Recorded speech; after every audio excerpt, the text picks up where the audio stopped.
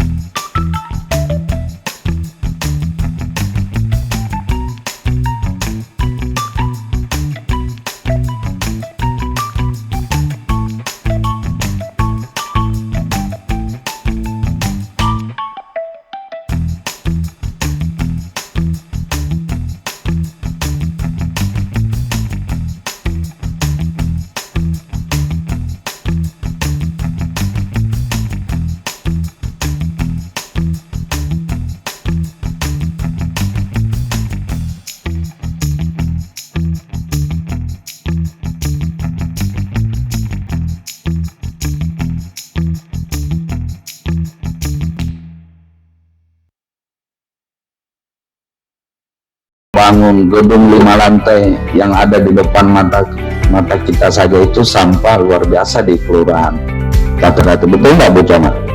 Ya. Nah, kita harus sinergi dan kolaborasi untuk bisa menyelesaikan persoalan yang ada di depan mata kita gitu. Ya. Yang terhormat adik-adik milenial ya, milenial atau milenium? Oh, pramuka. Oh ya. Yang terhormat Bapak Camat, Pak Ramli dari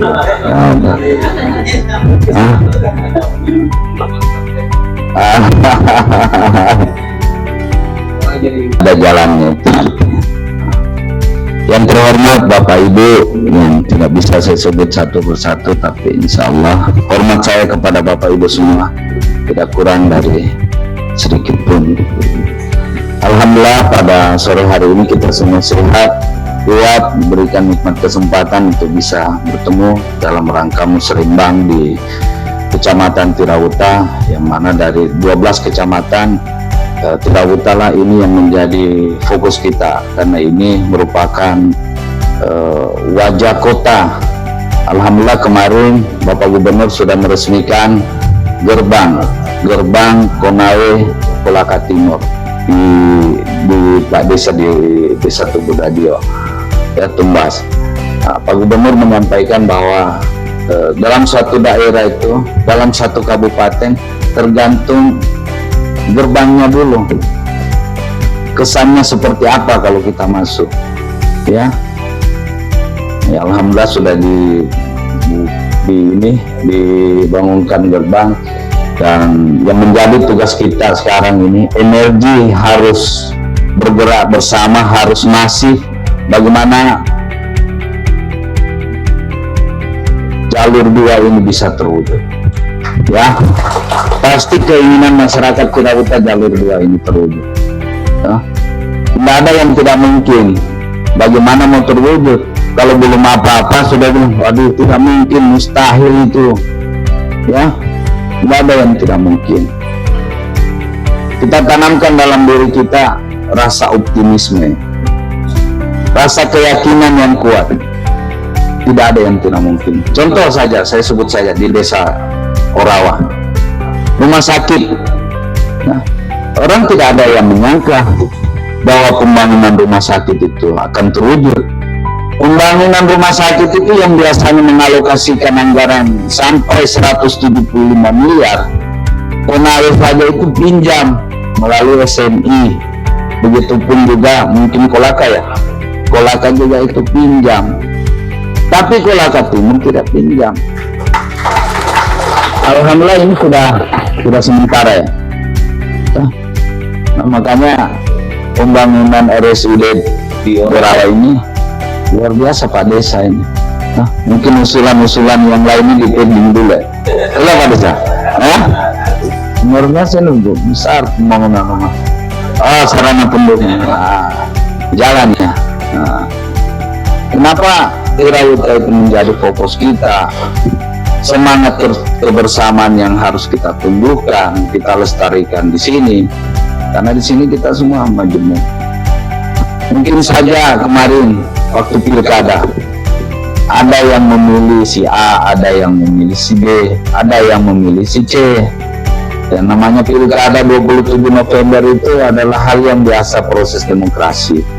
Nah, tapi kita ini mau bergerak maju. Tidak mau kita tertinggal dengan daerah-daerah yang lain. Kita hilangkan perbedaan-perbedaan itu. Kita tanam, kita kubur dalam perbedaan-perbedaan yang kemarin. Saatnya ini kita maju. Kita menatap ke depan untuk melihat Kabupaten Kolaka Timur ini bisa sejajar dengan daerah-daerah yang lain. Bagaimana mau terwujud jalur 2? Kalau nanti kita harus satu pemahaman yang sama, cara pandang yang sama. Apalagi yang disampaikan Bu Camat Lalingato.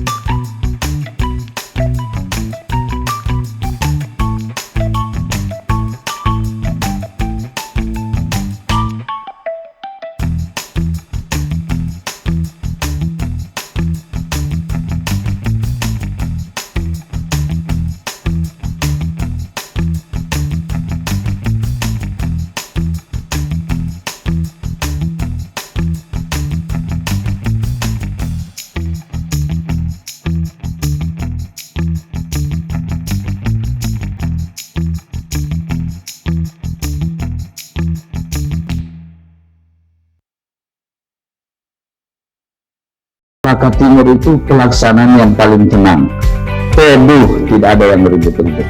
Ada nggak yang ribut-ribut? Paling biasa kalau omong-omong di sosial media seperti itu ya biasa lah, nggak usah ditanggapi. Nah, kalau seperti itu kadang kan saya sampaikan seperti berapa kali juga, orang rendah itu kuat merendahkan orang lain. Nah, orang salah itu kuat menyalahkan orang lain.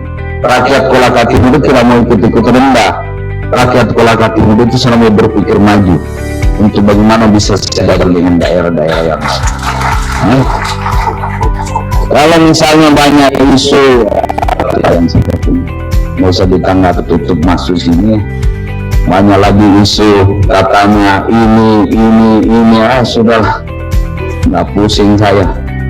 Sepanjang itu saya merasa benar, insya Allah saya siap untuk bagaimana menjawab apa yang menjadi keinginan masyarakat Kabupaten Kolakata. Dan perlu saya sampaikan kepada Bapak Ibu semua, ya, saya ini habis dari WC dan Uluwoi. Saya mendengarkan aspirasi dan masukan masyarakat yang ada di WC. Ternyata menjaga tradisi kebudayaan, melestarikan budaya ini, minta maaf, sudah mulai hilang. Salah satu di WC, ternyata anak-anak itu sudah tidak bisa berbahasa lagi, termasuk di Uluwoi. Ada sampel berapa titik yang saya ambil kemarin. Makanya setelah saya ulang dalam perjalanan berpikir, saya panggil Kadis Pendidikan. Mana Pak Kadis ini? Kadis Pendidikan. Kita harus tetapkan bagaimana setiap hari Kamis itu guru dan siswa-siswi harus bahasa Polaki. Sekarang kalau tidak, ini bisa hilang ini. Makanya nanti Pak Kadis kalau bisa hari Kamis itu buatkan surat, kalau bisa buatkan apanya, perbuknya ya, perbuk. Nah, buatkan perbuknya supaya diwajibkan hari Kamis itu bahasa Polaki. Ya, kita jaga kelestarian budaya kita, ya, kelestarian budaya kita. Hal-hal yang sederhana, bahasa saja ini sudah mulai. Nah, padahal di atas itu mayoritas WC, teman-teman dari Polaki, WC dan Uluwoi. Saya tanya, bisa bahasa apa? Kita agak lupa-lupa, Om. Nah, makanya saya sampaikan Pak Kadis, adalah kita sepakat nanti mungkin teman-teman DPR supaya kita melestarikan budaya di daerah kita. Terus yang selanjutnya, di momentum ini juga saya ingin mengambil keputusan kebijakan terkait masalah seluruh ASN dan non ASN yang ada di Kabupaten Kolakata. Mungkin yang eselon 2, 3, dan 4 saja yang menjadi prioritas kita. Kita wajibkan semua eselon 2 dan 3 dan 4 itu harus memiliki rumah di Kabupaten Kolakata ini. Hari ini saya bisa bicara seperti itu. Mungkin kemarin 2022 saya dilantik, saya tidak bisa bicara seperti itu. Kenapa? Rumah saya belum ada, tempat tinggal saya belum ada. Tetapi hari ini rumah saya sudah ada di Labandia. Kita wajibkan, kita harus berpikir bersama. Sekarang kalau misalnya yang tidak ada rumah, sudah pergi saja di sana. Kalau misalnya dalam waktu kita sudah sepakati nanti, nah, kita evaluasi yang tidak ada rumahnya, suka atau tidak suka mau di apa. Banyak yang punya, banyak yang ingin mencari jabatan ini, ya. Siapa yang sudah punya eselon 2 di sini? Yang belum? Ya sudah, sebut saja yang belum. Siapa yang belum? Pala-pala. Ini harus pala-pala, harus dapat, ya, dalam waktu yang ini, karena ini kebersamaan kita. Nah, saya tidak bisa mengambil kebijakan, keputusan terkait masalah rumah, karena kenapa kemarin belum ada rumah saya, ya. Sehingga apa, ini menggerakkan ekonomi nantinya. Teman-teman juga yang developer apa sudah bangun, pasti dia beli nih. Coba kalau dia tidak beli, ya, kalau dia tidak beli sudah hilang jabatannya nanti. Apalagi kepala bidang tidak ada, turun pasti. Ya, sepakat Mbak Ibu? Terus yang selanjutnya masalah kebersihan yang harus menjadi prioritas kita. Harusnya ada Pak Lurah ini. Ada nggak perwakilannya? Lurah rata-rata. Seklur, ada nggak? Nah. Tolonglah nanti kebersamaan kita untuk bagaimana memaksimalkan wajah kota ini dari pandangan mata, dalam hal ini sampah, ya, karena ini menjadi momok yang meresahkan sekali, dan bukan hanya kami dari pemerintah daerah yang menjadi perhatian serius. Waktu di Magelang kemarin Bapak Presiden sangat fokus terkait masalah sampah. Malahan itu dia mau bentuk sendiri kementerian Menko yang berurusan sampah. Dia mau bentuk satu Menko yang berurusan dengan sampah, karena ini menjadi prioritas dari Bapak Presiden Republik Indonesia dalam mendukung Astacita Presiden, khusus yang ada di Lara. Kalau sekarang kayaknya sudah di ini ya, ditimbun ya, ditimbun ya. Nah ini jadi sampah itu sekarang kalau diantar ke TPA nggak lagi disimpan seperti itu.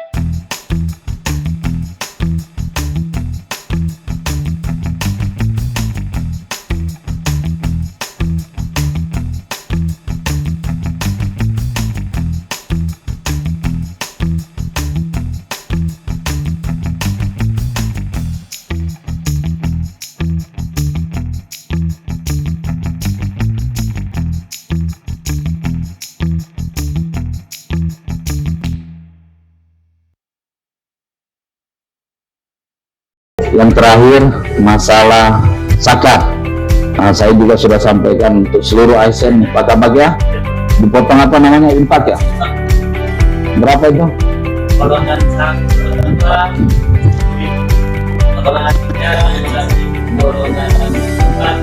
Nah itu. Jadi golongan 1, golongan 2, golongan 1 15.000, golongan 2 10.000, golongan 3 20.000 itu dipotong. Tapi nanti langsung otomatis ya, otomatis ya, seluruh ASN itu dipotong untuk nanti Basnas yang mengelola. Saya juga meminta mungkin kepada seluruh masyarakat untuk pembayaran zakatnya termasuk infak mungkin bisa melalui Basnas ya, nanti Basnas yang mengelola semua, termasuk juga yang yang gaji 4 juta lebih itu zakat 2,5%.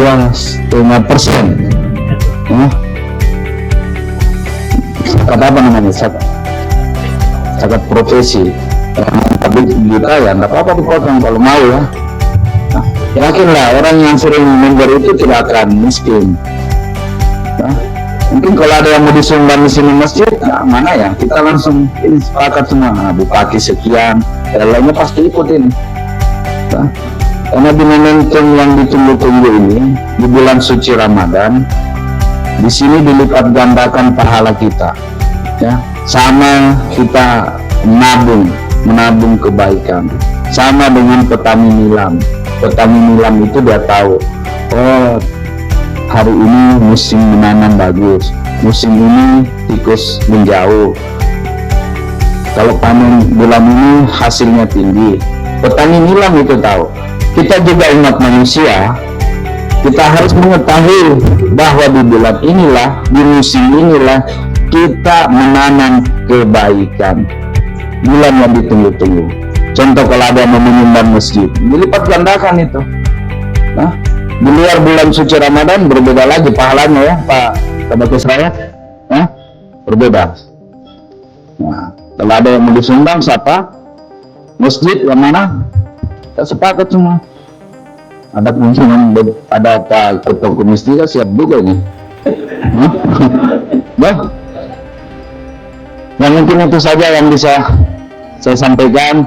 Sekali lagi terima kasih, suasana kebersamaan terpancar hari ini, mudah-mudahan kebersamaan untuk membangun daerah ini menjadi maju, sejahtera dan berkelanjutan, insya Allah diridhoi oleh Allah Subhanahu wa Ta'ala, yang Kolaka Timur menjadi daerah yang baldatun thayyibatun wa rabbun ghafur.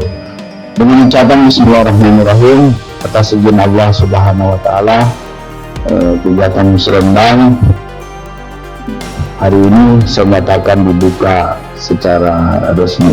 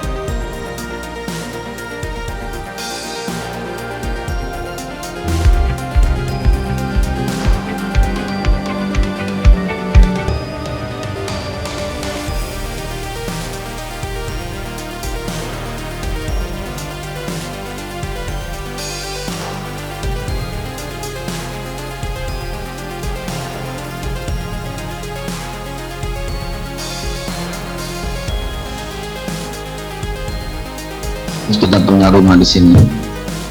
Nah, silakan nggak di belakang. Nah, ini rumah.